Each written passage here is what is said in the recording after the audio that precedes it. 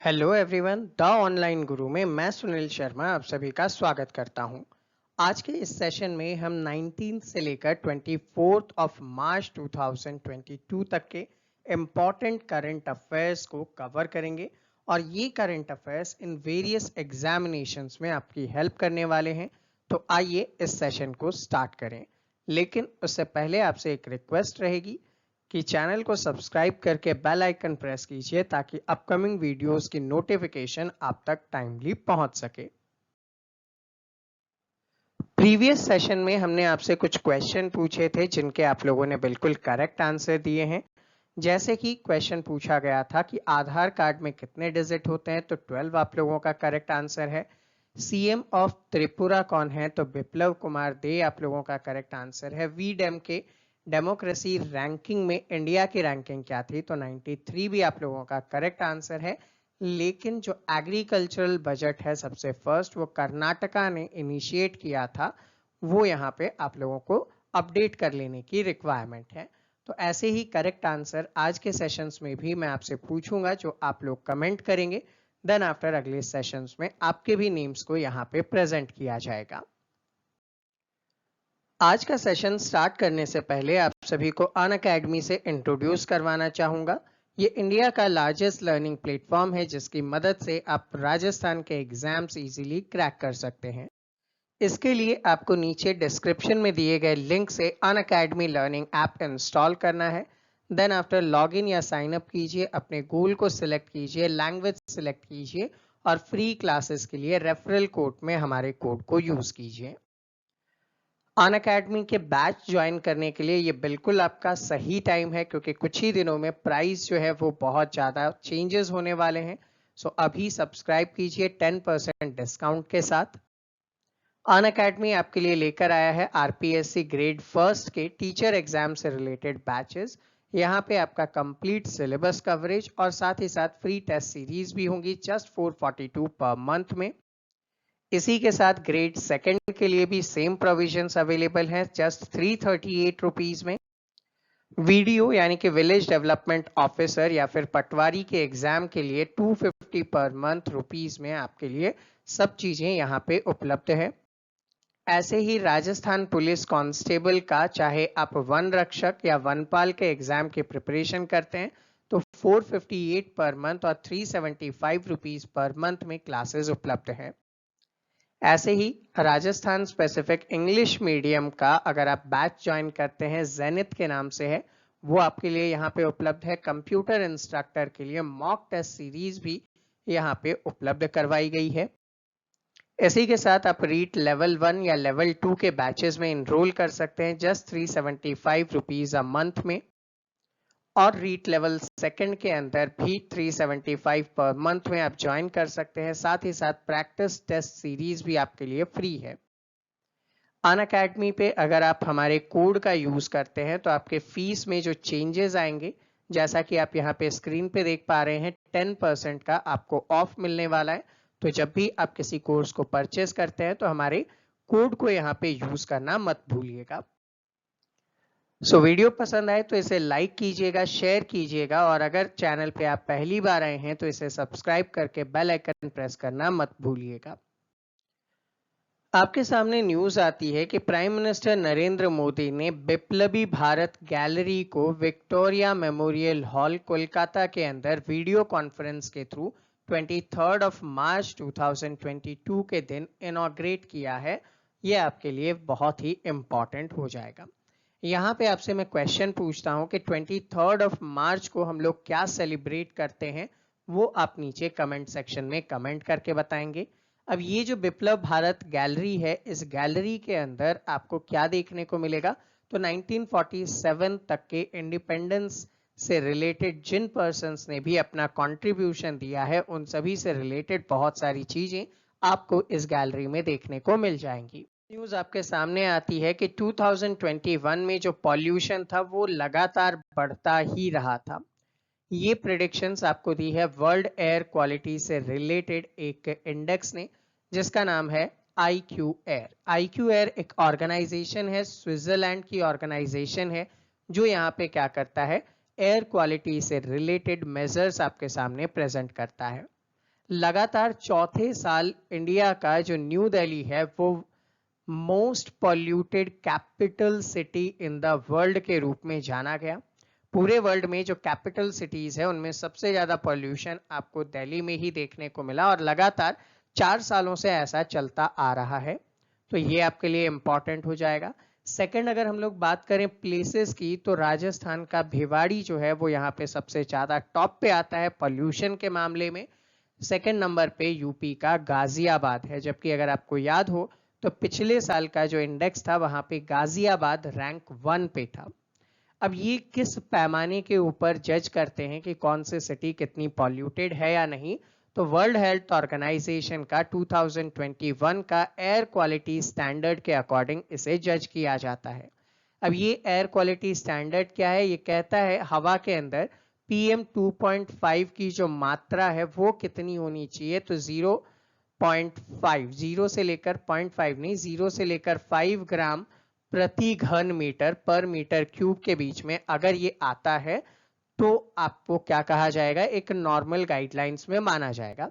सो 0 से लेकर 5 ग्राम पर मीटर क्यूब अगर पॉल्यूटेंट है कौन सा, PM 2.5, तो इसे माना जाएगा कि ठीक ठीक एनवायरनमेंट आपका है। और इससे जैसे जैसे आप ऊपर बढ़ते जाएंगे वैसे वैसे आपको पॉल्यूटेड सिटी माना जाएगा। यहाँ पे PM 2.5 का मतलब होता है पर्टिकुलेटेड मैटर 2.5, मतलब ऐसे सूक्ष्म धूल के कण जिनका डायमीटर 2.5 माइक्रोन से छोटा होता है। नेक्स्ट आपको न्यूज देखने को मिली कि हरियाणा की असेंबली ने अभी recently Haryana prevention of unlawful conservation of religious bill 2022 को पास कर दिया है। इस बिल के थ्रू यहाँ पे हरियाणा गवर्नमेंट ने इलीगल कर दिया है कि अगर किसी भी पर्सन्स को फोर्सफुली रिलीजियस कन्वर्जन करवाया जाता है तो वो इलीगल एक्टिविटी मानी जाएगी। यहाँ पे अगर कोई पर्सन अपनी मर्जी से, अपनी आज़ादी से अपने धर्म को चेंज करना चाहता है तो वो कर सकता है, लेकिन अगर फोर्सफुली आपको करवाया जा रहा है तो वो अब गैर कानूनी हो जाएगा, उसे दंड दिया जाएगा, पेनलाइज किया जाएगा। अब यहाँ पे मैं आपसे क्वेश्चन पूछना चाहूंगा कि हरियाणा के पहले ऐसे कौन कौन से स्टेट्स हैं जिन्होंने prevention of unlawful conservation of religious bill को पास किया है, तो आप लोग नीचे कमेंट सेक्शन में कमेंट करके बताइए।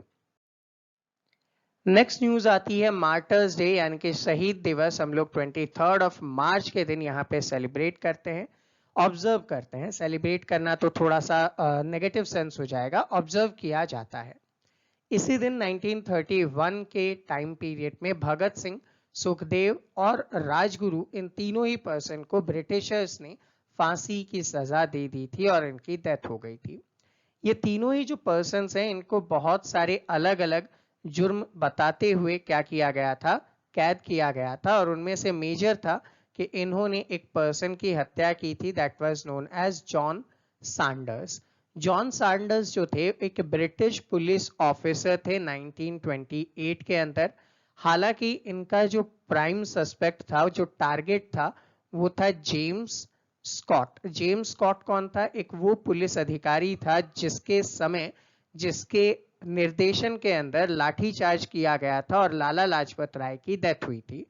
सो ये लाला लाजपत राय की डेथ का बदला लेने के लिए गए थे जेम्स स्कॉट को मारने, लेकिन इन्होंने जेम्स स्कॉट की जगह गलती से जॉन सैंडर्स को मार दिया था। ऐसे इंसिडेंट आपको देखने को मिले थे। हालांकि ये सारे ही ब्रिटिश ऑफिसर्स इंडिया को गुलाम बनाए रखना चाहते थे, हम लोगों के साथ अनलॉफुल एक्टिविटी और भी बहुत सारी यातनाएं दिया करते थे। सो ओवरऑल इनकी डेथ को हम लोग यहाँ पे 23 मार्च को मार्टर्स डे के रूप में ऑब्जर्व करते हैं। एक और मार्टर्स डे हम लोग ऑब्जर्व करते हैं और आपसे यहाँ पे पूछूंगा कि वो मार्टर्स डे की डेट क्या है। आप लोग नीचे कमेंट सेक्शन में कमेंट करके बताइए। नेक्स्ट आपके सामने है कि गवर्नमेंट की तरफ से ये स्पेसिफाई कर दिया गया है, मिनिस्ट्री ऑफ पावर ने revise policy for biomass utilisation के थ्रू, कि भैया जब आप कोल बेस्ड जो पावर प्लांट है यानी कि थर्मल पावर प्लांट है जहां पे कोयले जलाकर बिजली उत्पादित की जाती है, वहां पे अब आप लोग क्या करने वाले हैं, अब आप लोग बायोमास पैलेट का भी यूज करेंगे जो कि एग्रीकल्चरल रेसिड्यूज से बना हुआ होगा, और अब इसे क्या कर दिया गया है, कंपलसरी कर दिया है। कितना? 5% तक आपको इसका यूज करना पड़ेगा। सो ये बायोमास पैलेट क्या है, तो देखिए ये नीचे वाला जो इमेज है इसमें आप लोग बायोमास के पैलेट देख पा रहे हैं। आपने देखा था कि जब दिवाली के आसपास जब पलारी जलाई जाती है उससे पॉल्यूशन फैल जाता है, तो उसी पॉल्यूशन को बचाने का एक तरीका है कि फार्मर्स अपने जो लैंड है उसके इस पर्टिकुलर हिस्से को क्या करे, सेल आउट कर दे, जिससे ये पैलेट बनाए जा सके और इन्हीं पैलेट्स को बाद में यूटिलाइज कर लिया जाएगा थर्मल पावर प्लांट में। अगली न्यूज आती है ब्रिक्स नेशन के vaccine research and development centre की तरफ से। इसे लॉन्च किया गया union health minister doctor Mansukh Mandaviya की तरफ से। डॉक्टर मनसुख मंदाविया ने इस रिसर्च और डेवलपमेंट सेंटर को लॉन्च किया है, जबकि ये जो मीटिंग थी उस समय इस पर्टिकुलर सेरेमनी के जो चेयरपर्सन थे वो चाइना के minister of science and technology Wang Jingang थे। ठीक है, वांग जिंगांग को इसका चेयरपर्सन बनाया गया था। यहाँ पे आपसे एक क्वेश्चन पूछता हूँ, ब्रिक्स नेशंस कौन कौन सी कंट्री ब्रिक्स नेशंस के अंदर आती है? आप लोग यहाँ कमेंट सेक्शन में कमेंट करके बताएंगे। अब इंडिया ने यहाँ पे कहा है कि हम अराउंड वर्ल्ड का 65 से 70% तक का वैक्सीन ड्राइव चलाने में केपेबल है। इसका मतलब है कि इंडिया क्या कर रहा है, अदर कंट्रीज को भी वैक्सीन सप्लाई करेगा। अराउंड 150 कंट्रीज को वैक्सीन सप्लाई करते हुए हम वर्ल्ड के लार्जेस्ट वैक्सीन मैन्युफैक्चरर इंडस्ट्री के रूप में जाने जाते हैं, और ऐसा WHO ने भी अपनी रिक्वायरमेंट में कहा है। देखिए, एक रिसेंटली जॉइंट एक्सरसाइज किया गया, इंडिया के आर्मी का एक डिवीजन है अग्निबाज और महाराष्ट्र पुलिस के बीच में। इस एक्सरसाइज का नाम रखा गया सुरक्षा कवच 2, और ये पुणे के लुनारगर नाम के प्लेस पे ऑर्गेनाइज किया गया था। इसमें हिस्सा लेने वाले जो थे एक CTTF थे, जो कि इंडियन आर्मी के काउंटर टेररिज्म टास्क फोर्स होते हैं। ठीक है, इंडियन आर्मी के काउंटर टेररिज्म टास्क फोर्स हैं। साथ ही साथ महाराष्ट्र पुलिस के एंटी टेररिस्ट स्क्वाड और साथ में जो क्विक रिएक्शन टीम्स हैं, इन सभी ने मिलकर ये एक एक्सरसाइज किया। इसमें बॉम्ब डिस्पोजल टीम वगैरह भी थी। इनका बेसिक ऑब्जेक्टिव ये था कि अगर पुणे जैसे क्षेत्र के अंदर जो कि हाईली पॉपुलेटेड और हाई प्रोफेशनल प्लेस है, वहां पे अगर कोई टेररिस्ट अटैक हो जाए तो उसे कैसे टैकल किया जाएगा, उससे रिलेटेड ट्रेनिंग के लिए ये एक्सरसाइज किया गया था। नाम याद रखेंगे, सुरक्षा कवच। नेक्स्ट न्यूज आपके सामने आती है 24 मार्च 2022 के दिन setup to end TB world TB day summit organise किया गया, और इसका इनॉग्रेशन इंडिया के health minister doctor Mansukh Mandaviya ji ने किया था। ओवरऑल टीबी जो है इसको आप लोग ट्यूबरकुलोसिस के रूप में जानते हैं, और ट्यूबरकुलोसिस एक टाइप का डिजीज है जो आपके लंग्स को अफेक्ट करता है, मेजरली आपके फेफड़े को अफेक्ट करता है। हालांकि ये बॉडी के अदर पार्ट्स में भी हो सकता है, लेकिन इंडिया में मेजरली ये आपके लंग्स को अफेक्ट करता है। माइकोबैक्टीरियम ट्यूबरकुलोसिस नाम के बैक्टीरिया की वजह से ये बीमारी फैलती है। इंडिया ने यहाँ पे एक टारगेट लिया था कि भैया वर्ल्ड का टारगेट है 2030 तक टीबी को खत्म करने का, लेकिन इंडिया ने टारगेट लिया है कि हम 2025 तक इंडिया से टीबी नाम की जो डिजीज है उसे खत्म कर देंगे। Third edition exercise dust link जो है वो यंगीरिक उज़्बेकिस्तान में 22 से लेकर 31 मार्च के बीच ऑर्गेनाइज किया जा रहा है। ये जो एक्सरसाइज डस्ट लिंक है ये पहले मार्च 2021 में उत्तराखंड के रानीखेत में ऑर्गेनाइज किया गया था। ये एक टाइप का जॉइंट ट्रेनिंग एक्सरसाइज है जो इंडिया और उज़्बेकिस्तान के बीच में ऑर्गेनाइज किया जाता है काउंटर टेररिज्म को यहाँ पे ट्रेन करने के लिए कि अगर टेररिस्ट एक्टिविटी होती है तो उसे कैसे टैकल किया जाएगा, उससे रिलेटेड यहाँ पे ये लोग काम करते हैं। So overall exercise dust link आपको याद रखनी है कि उज़्बेकिस्तान में ऑर्गेनाइज किया गया था। इंडिया और उज़्बेकिस्तान के आर्मीज के बीच में ये एक्सरसाइज कंडक्ट की जाती है। अगली न्यूज थी आपके सामने कि दैट 24 मार्च से 27 मार्च के बीच में विंग्स इंडिया 2022 के नाम से ऑर्गेनाइज किया जा रहा है एक इवेंट। इस इवेंट के अंदर मिनिस्ट्री ऑफ सिविल एविएशन और फिक्की है, ये दोनों मिलकर हैदराबाद के बेगमपेट एयरपोर्ट पे एक इवेंट रखेंगे। ये जो इवेंट होगा इसे आप कह सकते हैं एशिया का लार्जेस्ट इवेंट, जो कि फोकस करता है आपके जनरल कमर्शियल और बिजनेस एविएशन से रिलेटेड। सो कमर्शियल और बिजनेस एविएशन से रिलेटेड यहाँ पे काम किया जाएगा। आजादी के अमृत महोत्सव को ध्यान में रखते हुए इसकी theme India at 75 new horizon for aviation industry रखा गया था। हाल ही में world para athlete grand prix जो है वो 21 ऑफ मार्च से स्टार्ट हुआ है और 24 ऑफ मार्च तक ये दुबई के अंदर ऑर्गेनाइज किया जा रहा है। यहाँ पे जितने भी पार्टिसिपेंट होंगे वो क्वालिफाई करेंगे हैंगजो 2022 एशिया पैरा गेम्स के लिए और ब्रिंगमिंगम के 2022 के कॉमनवेल्थ गेम्स के लिए। यानी कि इस इवेंट के अंदर जो भी लोग जीतते हैं वो लोग कहाँ जाएंगे, रिप्रेजेंट करेंगे एशियन पैरा गेम्स और ब्रिमिंगम के कॉमनवेल्थ गेम्स के अंदर। ओवरऑल वर्ल्ड से 450 एथलीट्स जो है वो इसमें हिस्सा ले रही है 43 कंट्रीज से।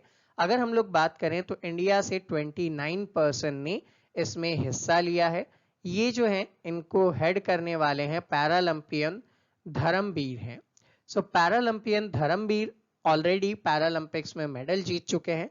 तो आपसे यहाँ पे मैं क्वेश्चन पूछूंगा, आप लोग नीचे कमेंट सेक्शन में कमेंट करके बताएं कि धर्मवीर किस स्पोर्ट से रिलेटेड हैं। नेक्स्ट न्यूज आती है कि एक नया साइक्लोन या चक्रवात आपको देखने को मिलेगा। ये चक्रवात बे ऑफ बंगाल में स्टार्ट हो रहा है और इसका नाम रखा गया है असानी। ये जो असानी है, चूंकि आप लोगों को ये पता होना चाहिए कि जितने भी साइक्लोन्स डेवलप्ड होते हैं उनका नाम कौन रखता है, तो वर्ल्ड मेट्रोलॉजिकल ऑर्गेनाइजेशन यानी कि WMO की तरफ से इन चक्रवातों के नाम यहाँ पे रखे जाते हैं।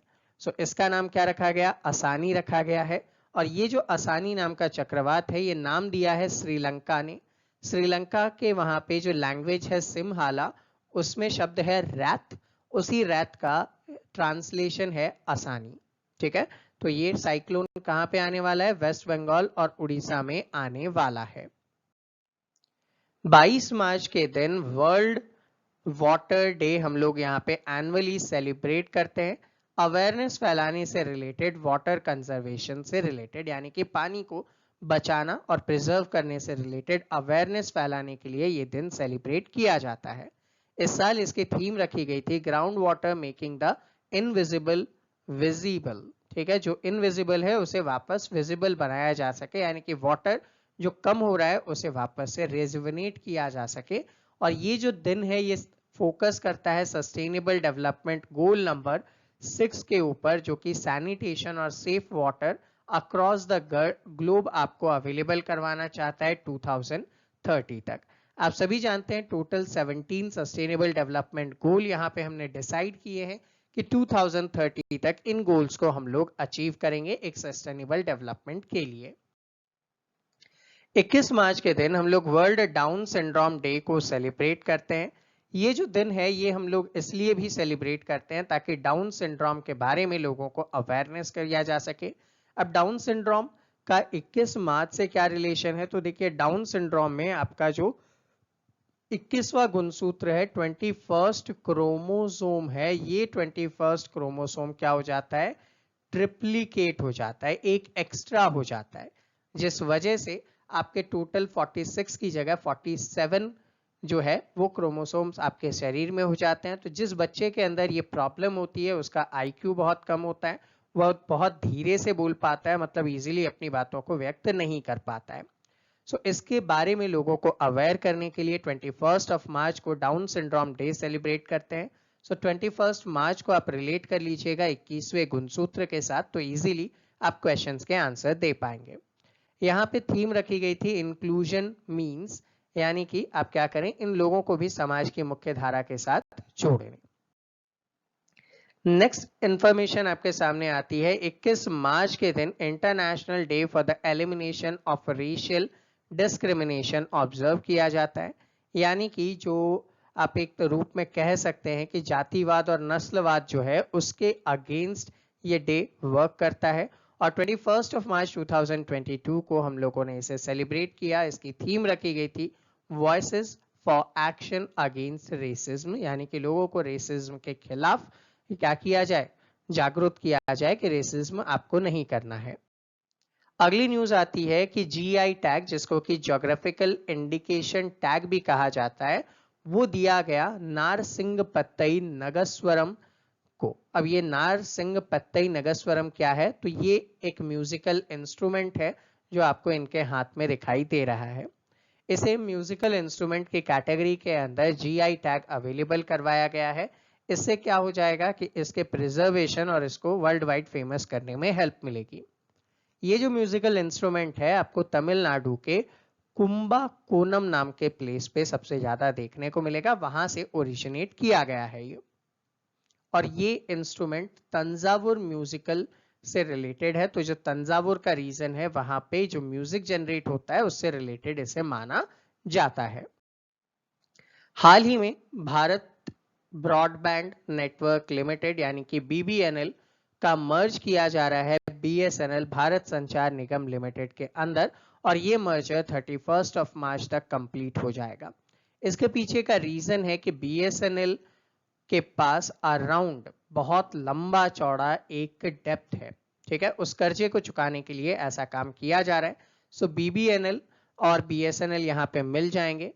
पहले आपने देखा था 31 जनवरी के दिन BSNL में MTNL का मर्जर किया गया था और उससे लगभग 60,000 करोड़ रुपए का जो डेप्थ था वो पूरा किया गया था। ऐसे ही गवर्नमेंट ऑफ इंडिया ने 1.6 ट्रिलियन रुपीस का जो अमाउंट है वो फिक्स किया है इनके मर्जर के ऊपर, जिससे BSNL का थोड़ा सा डेप्थ कम हो पाएगा। इंडियन आर्मी और सेशल्स के डिफेंस फोर्सेस ने 9th जॉइंट मिलिट्री एक्सरसाइज, जिसका नाम है लमीतेई 2022 को सेशल्स में ऑर्गेनाइज किया था। 22 मार्च से लेकर 31 मार्च तक ये यहाँ पे ऑर्गेनाइज किया जा रहा है। ओवरऑल हॉस्टाइल फोर्सेस के रूप में ये लोग काम करेंगे, यानी कि अगर किसी को बंधक बना लिया जाता है तो उसे कैसे छुड़ाया जाए से रिलेटेड मिलकर ये ऑपरेशंस किए जाएंगे। यहाँ पे इंडियन आर्मी की तरफ से गोरखा राइफल्स ने हिस्सा लिया था, तो इंपॉर्टेंटली नोट कर लीजिएगा जो गोरखा राइफल्स हैं उन्होंने यहाँ पे हिस्सा लिया था। रिसेंटली वाटर मैनेजमेंट और पॉलिसी सेंटर, जिसका नाम क्या है एक्वा मैप, उसे इनॉग्रेट किया गया। प्रिंसिपल सेक्रेटरी एडवाइजर जो गवर्नमेंट ऑफ इंडिया के हैं प्रोफेसर के विजय राघवन ने। कहाँ पे इसे इनॉग्रेट किया, IIT मद्रास के अंदर इनॉग्रेट किया गया। इसकी वेबसाइट aquamap.iitm.ac.in है। इसके थ्रू आप इंडिया में क्या कर सकेंगे, वाटर मैनेजमेंट से रिलेटेड सारी इंफॉर्मेशन ले पाएंगे। सूरजकुंड इंटरनेशनल क्राफ्ट मेला इंपॉर्टेंट है ये आप लोगों के लिए। हरियाणा के सूरजकुंड में 19 मार्च से लेकर 4 अप्रैल तक ऑर्गेनाइज किया जा रहा है। यहाँ पे इंडियन कल्चर और हेरिटेज को प्रदर्शित किया जाएगा। सो इसमें आपको बहुत सारे हैंडीक्राफ्ट एक्सेट्रा देखने को मिल जाएंगे। हरियाणा टूरिज्म डिपार्टमेंट ने इसे एनुअल रूप से ऑर्गेनाइज करना स्टार्ट किया है।